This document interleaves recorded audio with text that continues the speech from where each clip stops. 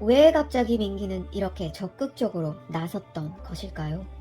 인터뷰를 통해 똥석이가 가짜뉴스에 상처를 입지 않을까 하는 걱정을 했는데요. 안녕하세요, 써니입니다. 갑자기 제 3자였던 민기가 인터뷰를 자청한 이유.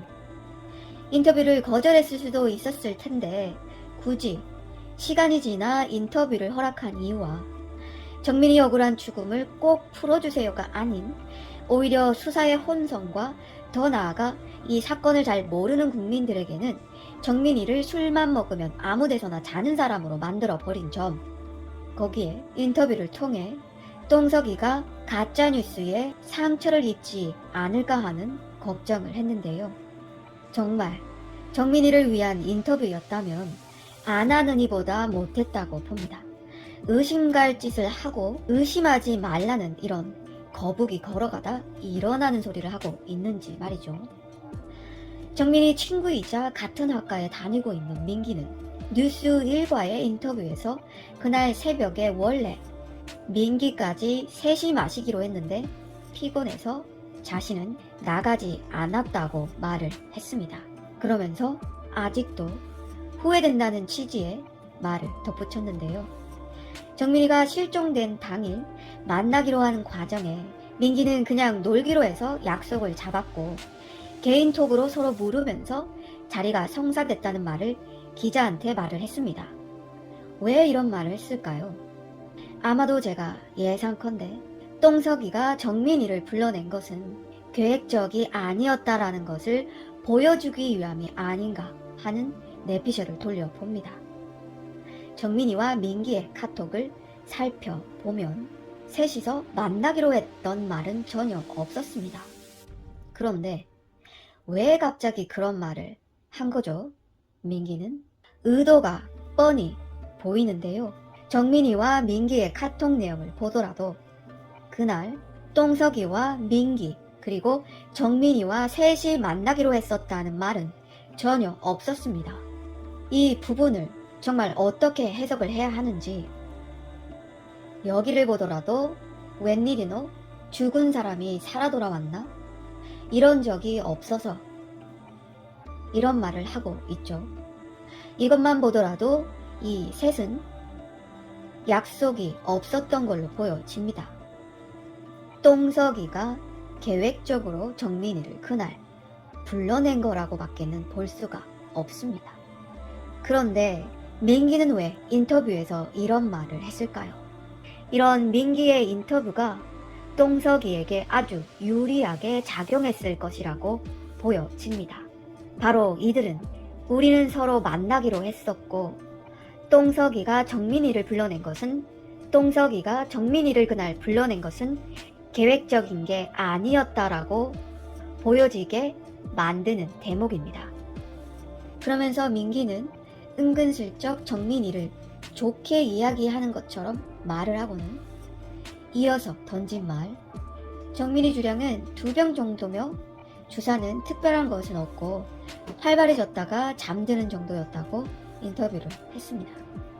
하지만 정민이는 정민이 아버님의 말씀처럼 아무데나 잠을 자는 아이가 아니었습니다. 거기에 그날 정민이와 함께 술을 마셨던 똥석이에 대해서도 이야기를 했습니다. 똥석이도 많이 힘들어하고 있으며 댓글이나 추측성 글이 많은데 그 친구가 상처를 입지 않았으면 한다라고 민기는 전했습니다. 이거 뭐 하자는 거죠? 민기. 정민이의 억울한 죽음에 관해서는 밝혀달라는 말은 하지도 않으면서 굳이 그런 말을 할 필요가 있었나 하는 생각이 드는데요. 지금 힘들어할 사람은 유가족입니다. 하나뿐인 아들이 고인이 되었는데 그것도 똥석이가 불러내서 말이죠. 그런데 민기는 그런 말을 굳이 해야 했었는지 의문입니다. 그냥 아무 말도 하지 않았으면 정민이한테는 더 도움이 됐을지도 모르겠습니다. 그런 말이 유가족들에게는 상처가 되는 줄 몰랐던 것일까요? 이미 정민이 아버님은 똥석이를 의심하고 있고 진실을 찾기 위해 싸우고 있는 중인데 말이죠. 이게 무슨 개풀 뜯어먹는 소리죠? 똥석이가 옷과 신발을 버린 것에 대해서 알고 있으면서도 이런 말을 했던 것인가요? 민기야, 너는 그냥 똥석이 이야기는 하지 말았어야 했어. 그리고 정민이가 술 먹으면 잠을 잔다는 말도 너는 하지 말았어야 했어. 그래도 그 아래서보다는 살짝 정민이에 대한 이야기를 좀 순화를 했더구나. 민기는 그 알 방송에서 정민이가 술만 먹으면 아무 데서나 잔다는 말을 했습니다. 그런데 그 친구는 정민이와 이름이 같은 동명이인으로 밝혀졌죠. 지금 뭐 하자는 거죠? 민기가 국민들을 아주 가지고 놀고 있었더군요. 순진한 얼굴을 하며 말이죠. 놀아줘서 고맙다는 아주 이해하기 힘든 말을 하지를 않나. 그냥 그렇다고요. 왜 정민이에 대하여 물어보는데 다른 동명이인의 술버릇까지 말을 한 것인지 그것 자체도 저는 이해가 되지 않는 부분인데 말이죠. 어떤 분이 그러시더군요. 민기 형이 민기 대신해서 민기는 아주 잘못도 없고 오해에서 비롯하다는 식의 글을 올렸던 적이 있었다고 합니다. 그러면서 사람들이 억울하다면 따로 사이트를 만들어 본인이 똥석이랑 나눈 카톡 내용과 알리바이를 공개하라고 말이죠. 그러나 지금까지 깜깜 무소식이라고 합니다. 만약에 저 같았으면 형이 아닌 제가 직접 정말 억울하다면 어떤 수단과 방법을 통해서라도 저의 억울함을 풀 것 같은데 말이죠. 민기는 다른 세계에 살고 있나요? 그리고 이것은 아직 확인한 바는 없지만 만나기로 한 다음 날이 바로 학과에서 간단한 시험을 치르는 날이었다고 하는 말이 돌았습니다. 사건 초기에 말이죠. 이게 정말 사실이라면 똥석이는 공부하고는 아주 거리가 먼 것을 확인할 수 있겠네요.